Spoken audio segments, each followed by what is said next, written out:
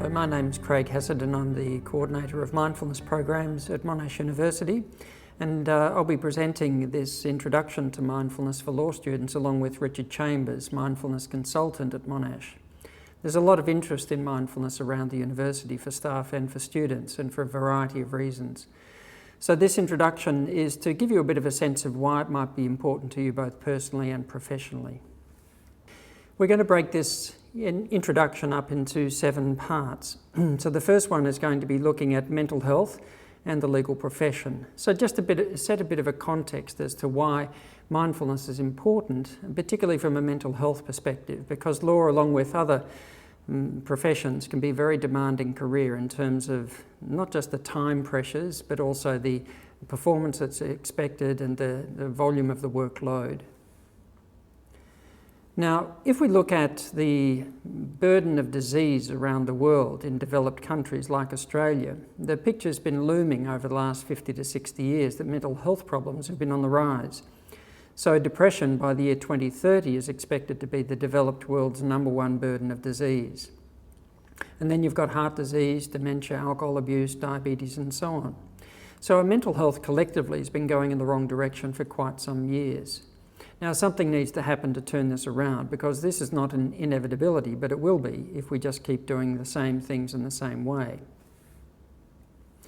Now, of course, studying can be demanding in itself. The demands of the workload of study, the exam pressures, performance anxiety. So there are a whole range of reasons why being a tertiary student, and particularly studying a demanding course like law, can have its own pressures over and above that which the general community experience. And indeed, if you look at student health, mental health, and looking at a range of different faculties, law students rank the highest among all students in terms of moderate to severe depression. So law students are particularly primed for a whole range of reasons. And so this is one of the reasons why the law faculty at Monash is interested in putting self-care right up front and centre for law students. So here are some of the figures and some of the studies, and without labouring the point too much, it's pretty consistent that law students early on experience significant mental health issues, and that the range of mental health issues tends to go up in terms of the frequency as a law student goes throughout the career, throughout the law course. There are also noted increases in obsessive-compulsive thinking or paranoid thinking, or interpersonal sensitivity, hostility, anxiety, and reduced subjective well-being.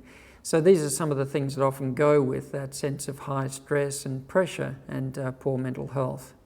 And the problems don't end at the end of studying for a law degree. They tend to, as they do in other professions like medicine, tend to go out, continue on into the professional life. So if you look, for example, and there's not been a study on law students and graduates in the same way that there has been for medicine, but 8 months into the first year of working life, 75% of interns would qualify as having burnout, and at least 73% would qualify as having had a mental illness on at least one occasion during their first year of working life. It would be very interesting to see a similar kind of study done with new law graduates. But I think what we can say is that in terms of preparing for a demanding professional career, often what's left out of the curriculum is self-care. And we would say that to be properly trained and prepared is not just the technical skills and knowledge to do the job, but is the ability to manage the pressures that go with that job. And so you can see in various studies that there are significant rates of anxiety and depression, 20% for barristers, 33% for solicitors. And one of the other comorbidities that often goes with this, of course, is the use of drugs and alcohol. So now enjoying a glass of wine or a glass of beer can be a part of an enjoyable life, but when a person's self-medicating to try and manage the stress or depression that's going with the job, then often it leads on to a whole range of secondary problems and addictions as well. So it's very important to seek help if we need help, if we're a student from the health services or a professional from health professionals in our working life. Other studies in recent times in a local context have also shown that young lawyers, particularly women in the law, experience higher rates of mental health problems as well. Now, before we segue into some of the issues about what to do about it, because there's no point in talking about a problem without talking about a solution, I'll just put a question to you. So which of the following is associated with the greatest self-reported happiness? Is it daydreaming about unpleasant topics? Or is it B, daydreaming about neutral topics? C, daydreaming about pleasant topics? Or paying attention to what you're doing? Now, outside of the context of a talk on mindfulness, which you're about to have, most people assume the answer is C. We're happiest when we're daydreaming about pleasant topics. But the actual answer, according to research, is D, that we're actually happiest when we're paying attention to what we're doing in the present moment. The conclusion of the researchers who did the study that actually demonstrated that was, in conclusion, a human mind is a wandering mind, and a wandering mind is an unhappy mind. The ability to think about what is not happening is a cognitive achievement, so that means like an achievement in thinking, that comes at an emotional cost.